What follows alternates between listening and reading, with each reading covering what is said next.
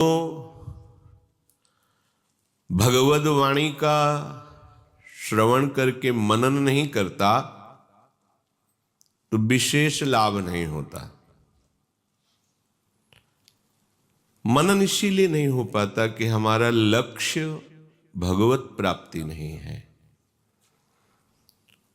सच्चे हृदय से जो प्रभु को प्राप्त करना चाहता है वो भगवत वचनों का, भगवत प्रेमी महात्माओं के वचनों का अक्षरशः पालन करने की भावना में रहता है, तो वो उन वचनों का खूब मनन करता है, मनन करके अपने हृदय में बैठा लेता है।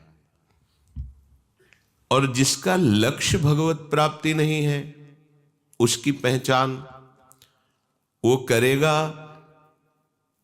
सत्संग, सुनेगा माना कि सत्संग, पढ़ेगा शास्त्रों को, पर मनन करेगा विषयों का,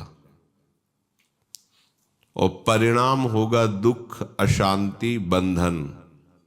बैठा लीजिए हृदय में।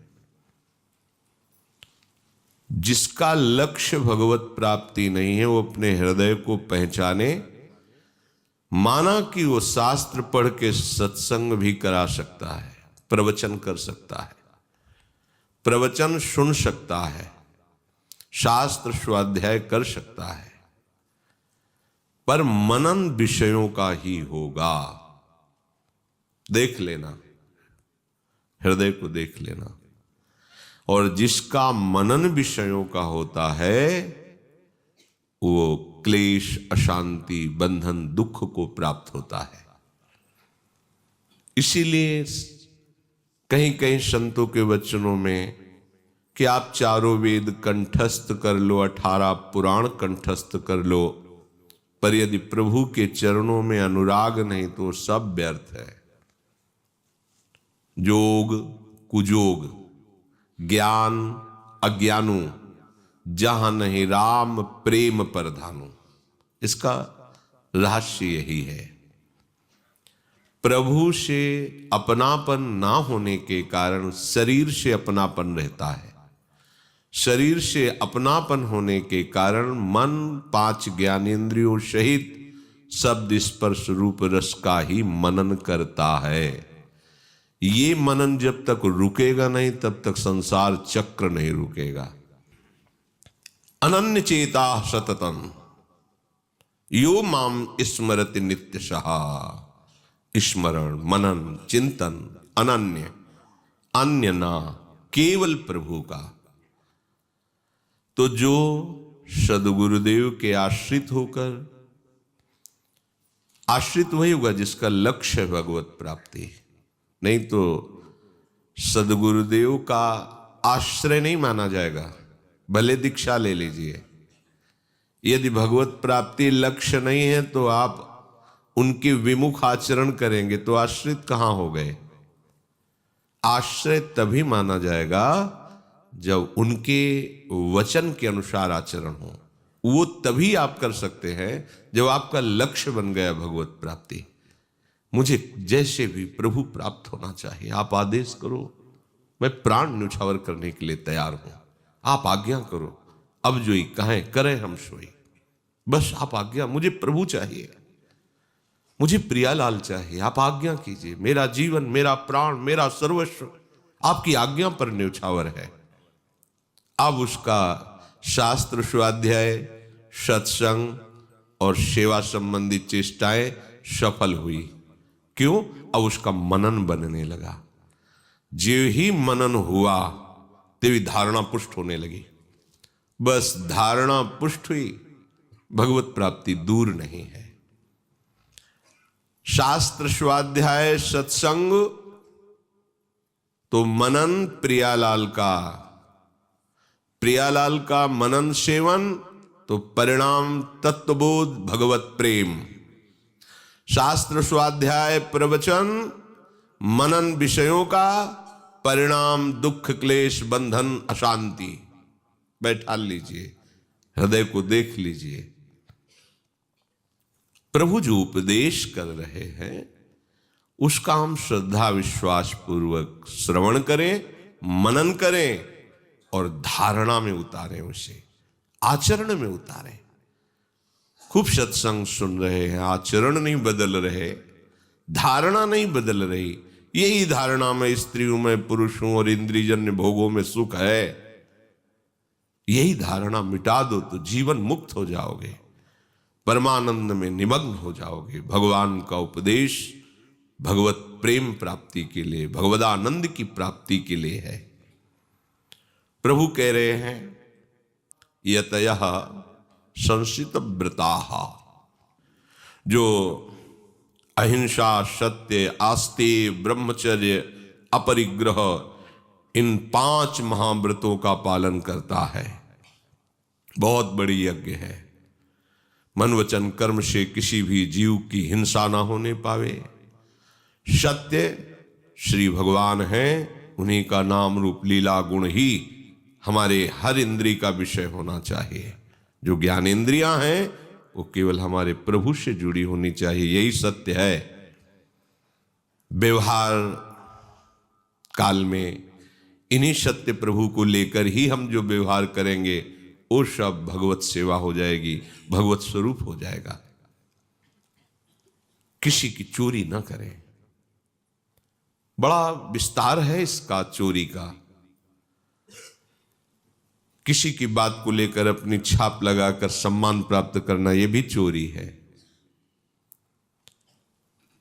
बहुत तरह से, किसी भी तरह हमारे अहम का पोषण नहीं होना चाहिए। इसी अहम के गलित होने पर भगवत राज्य में प्रवेश होता है। और असावधान उपासक प्रायः हर नाटक वही करता है जिससे अहंकार पुष्ट हो, नाटक वही करता है जिससे अहंकार पुष्ट हो। हमें शरीर निर्वाह की भी चिंता नहीं करनी, वो विश्वम्बर भगवान देखते हैं। पोषण भरन चिंत कराहि, श्री हरिवंश विभो बिलसाहि, श्री वृंदावन की माधुरी। हमें अपनी स्वयं व्यवस्था नहीं करनी।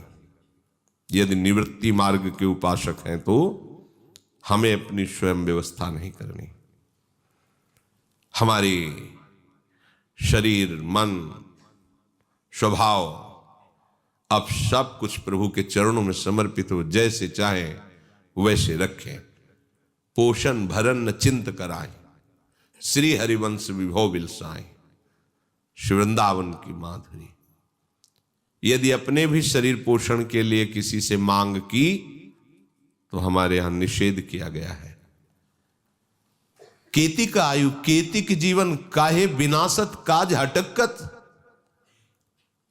कितना तुम्हारा जीवन है, काहे को तुम दूसरे के आगे देखे मैं जोरे हाथ लटकत, हाथ जोड़कर हाथ फैलाना। केतिक आयु, कितना जीवन है, क्यों अपने इस परमार्थ के कार्य को नष्ट कर रहे हो मांग करके। प्रभु विश्वम्भर है, सबका भरण पोषण करते हैं, फिर आप उनके दास हैं। कोई प्रयास नहीं, पूरा प्रयास प्रभु के चरणारविंद की प्राप्ति का। अब इस शरीर को कैसे वस्त्र देना है, कैसे भोजन देना है, कैसे रखना है, ये उनकी व्यवस्था है। हमारा उसमें किसी भी तरह का कोई भी राग नहीं होना चाहिए, ये उनकी व्यवस्था है। ये शरणागत है, जैसे चाहे वैसे रखें। तो अपरिग्रह, उपासक को इस बात पर ध्यान देना चाहिए, महाव्रत है। हमें नहीं मांगना, हमें भोग सामग्री का संग्रह नहीं करना। हरि गुरु के आश्रित हैं, जैसा वो विधान करें उसी में हम राजी हैं। तो अपरिग्रह का सवाल ही नहीं होता। और एक और शब्द आता, उपग्रह, बार बार खाना पीना। ये उपासना के योग्य नहीं आचरण है। जो भी मुंह में डाल लिया, ये खाया, कभी ये पिया, कभी। एक नियत समय होना चाहिए पानी भी पीने का। उपासक का ऐसा नहीं होता कि हर समय वो खाता पीता रहता, नहीं। जल पीने का भी उसका समय होता है, बस उसी समय जल की याद आएगी। भोजन पाने का एक समय है, उसे बार बार अगर कुछ प्रसाद मिलता है बार बार उसको रख लेते हैं, अपने समय से पाते हैं।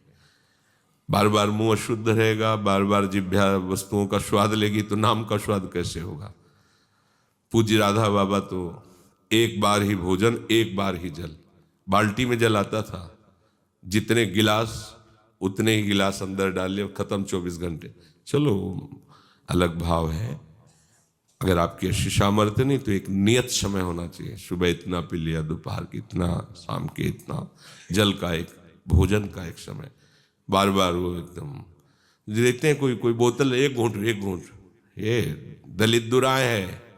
उपासक के जीवन में संसारी पुरुषों को होता रहता है, ओ थोड़ा थोड़ा पानी जाना चाहिए, स्वास्थ्य क्या करेंगे ऐसे स्वास्थ्य का, जो बार बार पानी की याद करावे, भोजन की याद करावे, विषयों का चिंतन करावे। नहीं, उपासक की ऐसी ले बोतल, बिस्कुट, नमकीन, हाँ एक बिस्कुट, हाँ ये चिड़िया थोड़ी चुना रहे हो, मन का पोषण थोड़ी करना है, मन को मारना है। ये उपग्रह बार बार खाना पीना ये उपासक के लिए बिल्कुल ठीक नहीं। आप भगवत मार्ग के पथिक हो, अपने जीवन को खिलवाड़ में मत फंसाओ।